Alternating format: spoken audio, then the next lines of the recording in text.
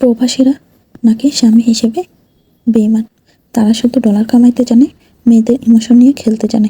এটা আমার কথা না, এটা হচ্ছে এক প্রবাসী স্ত্রীর কাছ থেকে নেয়া এক গল্প। তিনি তার নাম পরিচয় গোপন রাখতে বলেছেন। তো ভিডিওটা শুরু করা যাক। আমি একজন প্রবাসীর বউ।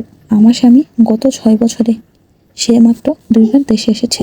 আমাদের বিয়েটা হয়েছিল পারিবারিকভাবেই। বিয়ের পর সবকিছু ঠিকঠাকই ছিল। বিয়ের 3 মাস পরে সে প্রবাসে চলে যায়। এরপরেই ঘটে আসল ঘটনা। শুনেছি মানুষ নাকি চোখের আড়াল হলে মনের আড়াল হয়, কিন্তু মানুষের মনই যদি নোংরা থাকে তাদের কাছে দূরত্বটা তো কোনো বিষয়ই না। দেশের বাইরে যাওয়ার পর সবকিছু ঠিকঠাকই ছিল। আমার কথা যখন অনেক বেশি মনে পড়তো তখন সে আমাকে কল দিত। যখন বিদেশ থেকে প্রথমবার বাড়িতে একবার আসলো তখন আমার কাছে আগের মতোই মনে হয়েছে, কোনো পরিবর্তন পাইনি। বিয়ের আগে ঠিক যেমন দেখেছিলাম ঠিক তেমনই। কিন্তু আমার যখন একটা মেয়ে হয় তার ঠিক 3 মাস পরে তার মধ্যে আমি পরিবর্তন দেখতে পাই। আগে যখন আমি রাগ করতাম তখন আমাকে সে একটু পরে পরে কল দিয়ে আমার রাগ ভাঙাতো, কিন্তু এখন তো প্রয়োজন বাদে কোনো কলই দেয় না। রাগ ভাঙানো তো দূরে থাক, কোনো সময় কোনো একটা কিছু নিয়ে ঝগড়া হলে 7-8 দিন আমাকে কল দিবে না, এমনকি আমার মেয়ের সাথেও কথা বলবে না। তবে আমাদের প্রয়োজনীয় জিনিসগুলো ঠিকঠাক মতোই দিত। টাকা পয়সার কোনো অভাব ছিল না, ছিল শুধু ভালোবাসা আর যত্নের।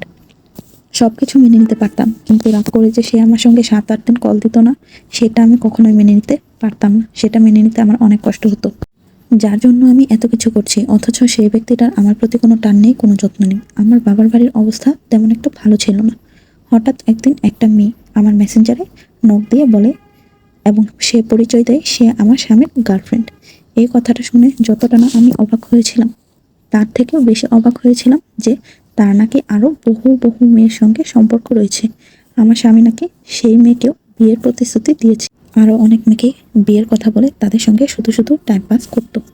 যার জন্য আমি এত কিছু করছি, এত ত্যাগ স্বীকার করছি, সে যে আমার সঙ্গে এমন করবে সেটা আমি কল্পনাও করতে পারিনি। সাথে সাথেই আমি আমার স্বামীকে কল দিয়ে সব কিছু জিজ্ঞেস করি। যদিও মেয়ে আমাকে সব কিছুর প্রমাণ দিয়েছিল, কিন্তু তারপরে মনের মধ্যে একটা খুঁত থেকে যায়। তো সেই সুবাদেই আমি কল দিয়ে জিজ্ঞেস করলাম। পরে সে বলল যে সব কিছু সত্যি। এই সব কিছু যদি মেনে নিয়ে আমি থাকতে চাই তাহলে থাকতে পারি, আর যদি না চাই তাহলে চলে যেতে পারি।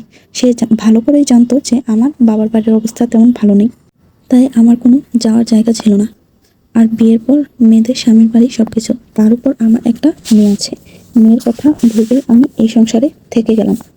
আমার সাথে সপ্তাহের পর সপ্তাহ, মাসের পর মাস কথা বলে না, কিন্তু ওইদিকে অন্য মেয়েদের সাথে ঠিকই কথা বলছে। এমনকি সে আমার মেয়ের সাথেও কোনো প্রকার কোনো যোগাযোগ রাখেনি। এভাবে আমাদের দিন চলতে লাগলো। আমি শুধু আল্লাহর কাছে নামাজ পড়ে একটা জিনিসই চাইতাম, যে আমার স্বামী যেন আমার কাছে ফিরে আসে। সে যেন সব কিছু ত্যাগ করে সব কিছু ভুলে গিয়ে আমার কাছে ফিরে আসে। ভবিষ্যতে এই ঘটনাগুলোর প্রভাব যেন আমার মেয়ের উপর না পড়ে, সেদিকেও আমি খেয়াল রাখতাম। তো সবাই আমার জন্য দোয়া করবেন, আমার স্বামী যেন আমার কাছে ফিরে আসে। এই ভিডিওর গল্পের সাথে আমার বাস্তব জীবনে কোনো মিল নেই। এরকম গল্প যদি শুনতে চান তাহলে আমাকে লাইক ফলো দিয়ে পাশেই থাকুন। আল্লাহ হাফেজ।